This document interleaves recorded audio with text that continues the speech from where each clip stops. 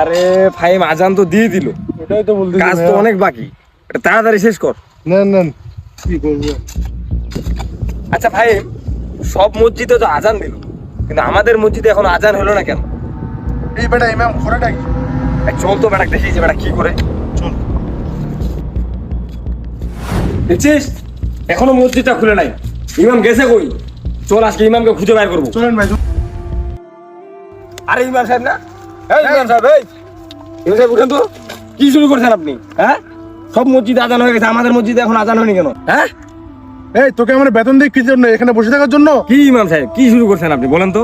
আরে ভাই থামেন, আপনার বাসা মসজিদের পাশে না? জি ভাই, আমার বাসা মসজিদের পাশে। ভাই কি সমস্যা? তাহলে আপনাকে যে আমি ফজর থেকে শুরু করে আসার আজান পর্যন্ত আপনাকে 5 ওয়াক্ত নামাজে আমি ডাকি, 5 ওয়াক্ত নামাজের জন্য আহ্বান করি, কই আপনাকে তো একদিনও মসজিদে দেখি না। আজকে শুধু আমি একক